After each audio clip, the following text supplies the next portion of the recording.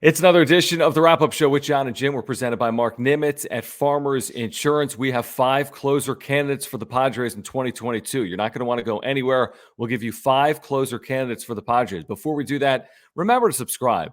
We have year-round exclusive Padres content. That's why we're here. We need your support. Hit the subscribe button. Hit the notification bell as well. Smash the like button on these videos and follow us on Twitter at John Schaefer, at Jim Russell SD. We've got 5 closer candidates for the Padres in 2022. But first, our title sponsor, Mark Nimitz at Farmers Insurance. I just switched over my homeowners and my life insurance, homeowners and my earthquake insurance to Mark Nimitz. He made it super easy. He took care of it in literally 1 or 2 business days. He can save you a lot of money. He can save you $440 this year. Auto, home, renters, life, earthquake, whatever it is. Mark Nimitz is a huge supporter of ours. Please support Mark if you support the Wrap-Up Show. He can save you $440. He'll talk to you about the Padres because he loves them. He'll talk to you about your insurance needs as well. There was a link down below. If you have any insurance needs, Jim, in 2022, we ask our viewers to support Mark Nimitz at Farmers. Yeah, Mark's your guy to go to. All his information is always above my head. His email address and his phone number. Email mnimitz@farmersagent.com. That's mnimitz@farmersagent.com. Of course, when you reach out to him, let him know that John and Jim from the Wrap-Up Show sent you. All right, you're going to want to watch this entire video because we have 5 closer candidates for the Padres in 2022 for when this lockout ends. Let's start with the name that I saw Dennis Lin threw out recently in a mailbag in The Athletic. If you're not subscribing there, by the way, you should. Dennis has excellent content. And he threw out a name, and he gave the same caveats we're going to give, Jim, but Drew Pomeranz. Theoretically, just based on numbers and stuff, makes sense, but there's some reasons to believe he really can't be closing consistently for the Padres next year as well. Well, the one reason is he can't pitch on back-to-back days. He hasn't been able to do that the last 2 years. I think that's the first. Well, actually, no. I think the first thing is he is injury prone, at least while he's been with the Padres. He can't stay healthy. He's really good when he's out there, but he's not really out there that much. And again, you go back to 2020, he got injured. 2021, he got injured. He just isn't reliable. Your best ability is your availability. That's number 1. And obviously number 2 is he can't pitch on back-to-back days. When he was healthy, they were not pitching him multiple days in a row. If you're a closer in the game, you need to pitch on back-to-back days. You need to make 65 to 75 appearances a year. Drew Pomeranz, I don't think, has made even 50 appearances with the Padres. I know we had a shorter season in 2020, but last year, he was, I think, a big reason why this bullpen kind of collapsed down the stretch, because they didn't have Pomeranz in their bullpen, and you put other guys in his role, and they just didn't execute and they didn't perform. So theoretically, he has the stuff. He's a guy that I think if he was healthy and could pitch on back-to-back days and can give you 65 appearances a year, then yeah, he's your closer. But he can't do that. So how can I trust him to be your closer if he can't do like the 2 things you need to be a closer? He has the stuff, but the staying healthy part and the pitching on back-to-back days part, he can't do. You can't be my closer. Completely agree with that. He had that flexor tear or strain in August, so he hasn't pitched since August.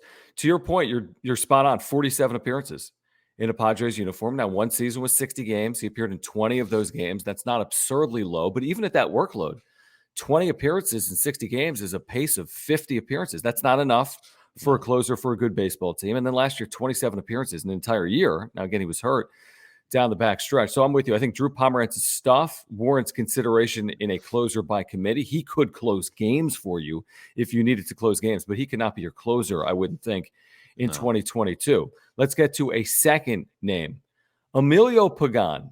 And before you raise your eyebrows, this is a guy that you'd love to see recapture what he was in Tampa in 2019, which was a guy closing games, 20 saves for Tampa in 2019. I know it's not 40, but that is a nice number. He was put in that position a lot, but he's regressed. He really has at times in a Padres uniform, specifically late in 2021. So could you see Pagan getting any opportunities in 2022 for the Padres? That's scary to think about after what we saw last year. Just go to Dodger Stadium. Yep. Like That's all. I mean, you just go there and you're like, is that guy really going to be your closer? There were times when he was dominant. There were a lot of times, though, where it was very shaky.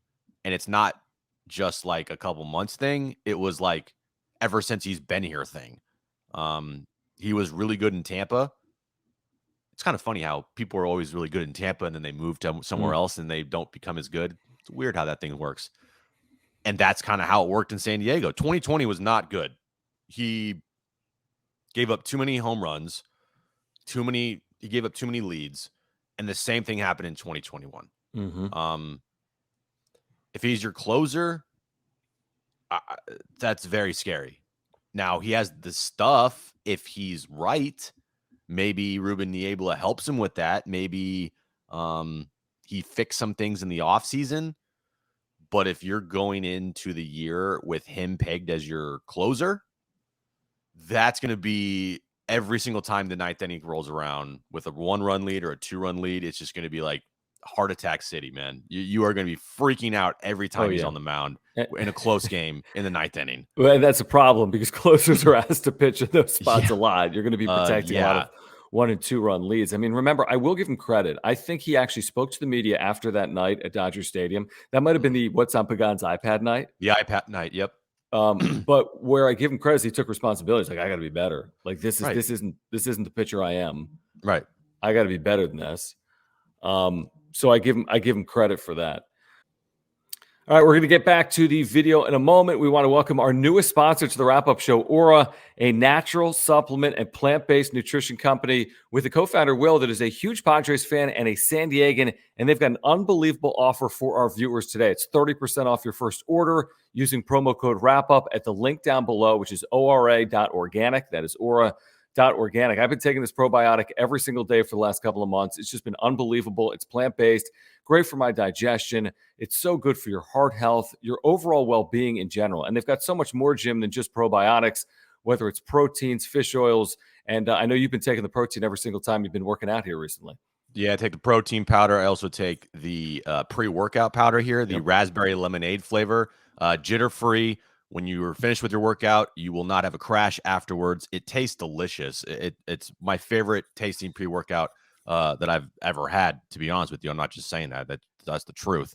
And if you go to their website right now, www.aura.organic, 30% off your first order using our promo code WRAPUP. You can get everything there, like John said, fish oil pills, protein powders, greens, pre-workouts, everything you need to live a healthy lifestyle.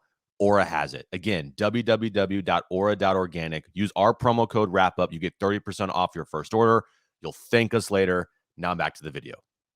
All right, let's get to a third candidate right now for the Padres. We're talking about potential closers for San Diego in 2022. And a lot like Drew Pomeranz, I mean, with Dinelson Lamet, you know the stuff is there. You're talking about a top 3 Cy Young candidate in 2020. The problem is he was really ineffective and also unreliable in 2021 because of this pitching injury that he suffered towards the end of 2020. I mean, you'd love to think he could recapture some health and then be that guy. But again, we're talking about dependability, where Pagan's been dependable in terms of availability. Both Pomeranz and Lamet, Jim, just haven't been that guy. So it's tough to trust him as a potential closer. Yeah, it's literally the same thing as Drew Pomeranz. He can't stay healthy, and he can't pitch on back-to-back days. You really going to ask Dinelson Lamet to go out there and give you 60 appearances a year? Now, granted, he's pitching 1 inning, but still, like 60 appearances in like sometimes 4 a week. That I just don't see it. I know he has stated that he wants to be a starter. He feels like he's a starter. To be put into a closer's role with his injury history, it's kind of like a disaster waiting to happen. There were times last year where he looked really good, but there were a lot of times last year coming out of the bullpen where his stuff just wasn't the same. It just wasn't it. And then he was shut down and he, felt something in his shoulder, in his forearm or his arm or whatever it was. And it's just a disaster waiting to happen. Honestly, I don't know what Dinelson Lamet's role really is going to be on this team next year, to be honest with you, because are you going to pitch him every fifth day? Probably Are you not. going to probably not? Are you going to put him in the bullpen to give you a couple appearances a week? Probably. Probably. Yeah. But again, that's not what this team, that's not what we're talking about. We're talking about Right. closers, and Right. he's has the stuff to be a closer, but he's never healthy and he can't pitch on back-to-back days. It's just, I think that the Dinelson Lamet as a closer is kind of a pipe dream, to be honest with you. It's just, I don't see how it could work. I completely agree with you. And the disappointing part of it is the fastball slider combination is a brilliant one for a closer to have with that swing Yeah. and miss stuff. Now he'll get when he gets hit, he's susceptible to the long ball, I would say, which is troublesome sometimes with closers. But then again, baseball is susceptible to the long ball. I mean, guys give up homers because home runs are up. I mean, home runs have been up obviously for the last decade plus. Juice ball. But his stuff in general would warrant consideration.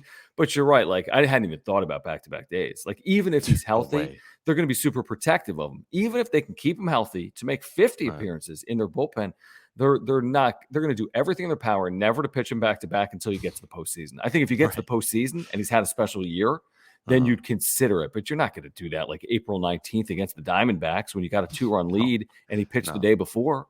No way. No chance. Way. All right, so we've given you 3 potential closer candidates for the Padres, although they're question marks, obviously. Then there's Robert Suarez, who comes over from Japan, had excellent numbers in the Nippon Professional Baseball League a year ago. Now, I haven't seen him pitching stateside in forever.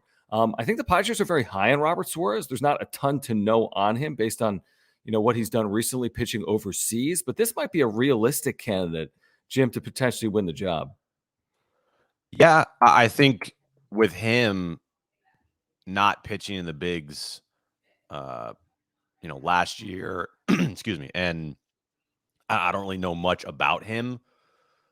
That's a tough ask to be like, hey, you're our closer, right?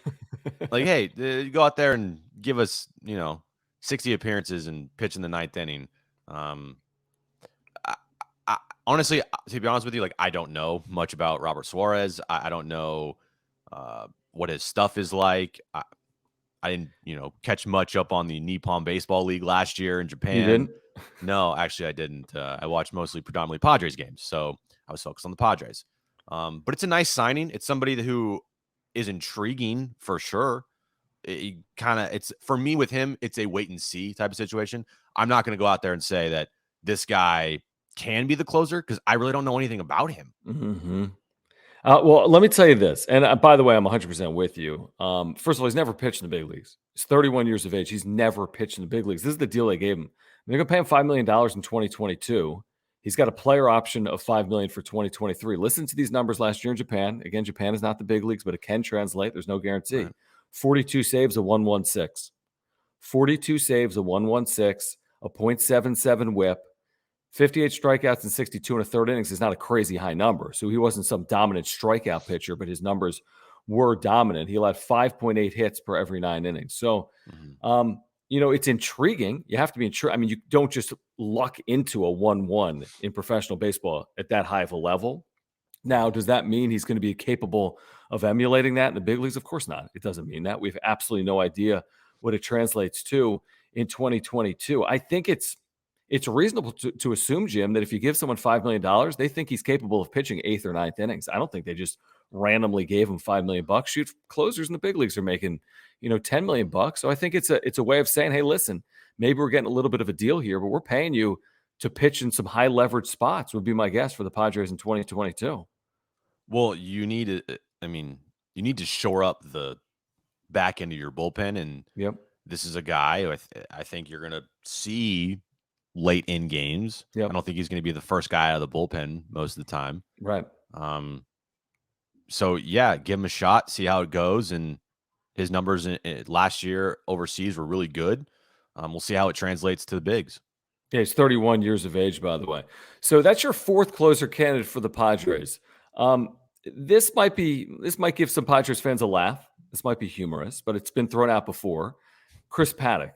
No. Who, like 3 of these pitchers or 2 of these other pitchers, you're just saying no. He's coming off injury.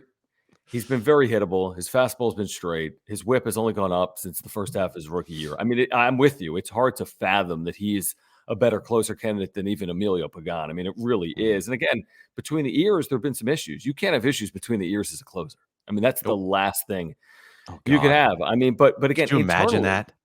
Internally, it's like, what other options? Those are 5, and we want to hear from you down below. You can comment down I have below. one more. What are okay? Give us a bonus 6th option other than Chris Paddock at 5. We completely didn't even we totally forgot about him. Luis Garcia. He's a guy that was with the Cardinals. Yep. I would dub him as like the Austin Adams with control type of guy. Better have control. Because his slider is pretty damn good. And it reminds me of Austin Adams' slider in a way that is a good thing. Like, it doesn't make me cringe every time I see him on the mound. And, of course, I didn't catch much Cardinal baseball last year. But just watching highlights of him last season, his pitch mix, his stuff, like, just for the couple of minutes that I watched. I mean, I'm not trying to be an expert here, but he's another candidate that I would throw out there as a potential closer for the team and a guy that I think should get a shot at it. If I'm picking one of the 6 guys that we talked about to get a crack at the 9th inning, because I do think that right at this moment, and I know we're in this stupid freaking lockout, but at this very moment, if they don't sign anybody else once the lockout possible. ends, that's possible, by the way. It is very possible. Needs, yeah. And these are the guys they have to go into the season. I do think it's going to be a closer by committee. But if I were to pick one guy to start to get the first crack, it might be Luis Garcia. It's interesting you say that. By the way, I'm glad you mentioned his name. He's 35 years of age. Now, here's the thing. He's had 8 career saves. So he has not been put in that spot a lot. He's 35. Yeah. He's had 8 career saves. He's pitched in the big leagues for parts of the last 8 or 9 years.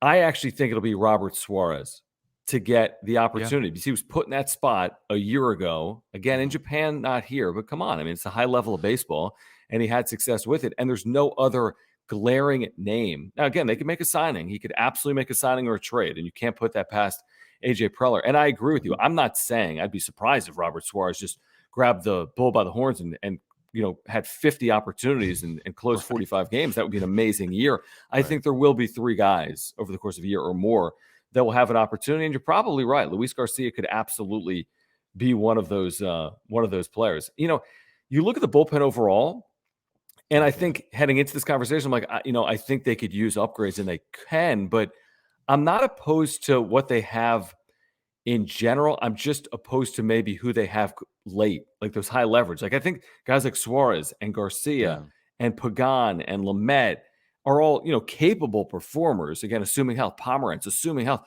But again, who's the 9th inning guy? Right. Who is the guy when you're protecting a 1-run lead like Mark Melancon a year ago? And Melancon had an amazing year. He really did. For the Padres, they got to find someone like that. If you put, and this is totally like this like you put Josh Hader, you put Kenley Jansen, put Kyle Hendricks, you put even Mark Melancon on this bullpen staff, like then you're starting to look like, okay, this is pretty. It shapes up to potentially be a pretty deep bullpen. 100%. And maybe they're just that one piece away, but the problem is the cost of one of those players. We're talking about the cost of a first baseman or a right fielder or a left fielder. How many times can you make the $15 million or $12 million investment? They might do it at one of these positions. Is it going to be closer over left fielder? I don't think so. Is it going to be closer over addressing right field or your bench or your DH? I don't think so. Or so that's why I believe that an internal candidate actually is likely to start 2022 for the Padres. Are we missing someone? Is there someone we should be considering? Let us know by commenting down below. We've got 6 closer candidates for the Padres here in 2022. This reminder, subscribe to the Wrap-Up Show. We have exclusive year-round Padres content. Please hit that subscribe button down below and support this channel. Also hit the notification bell. You'll be notified when we have new videos. Smash the like button. Follow us on Twitter at John Schaefer, at Jim Russell SD, and support our sponsors, Mark Nimitz at Farmers Insurance. Aura, use the promo code WRAPUP for 30% off your first order. There's a link down below. And as you purchase Padres tickets in 2022, do so with us. There's a link down below through StubHub. For Jim, I'm John. This has been the Wrap Up Show presented by Mark Nimitz at Farmers Insurance.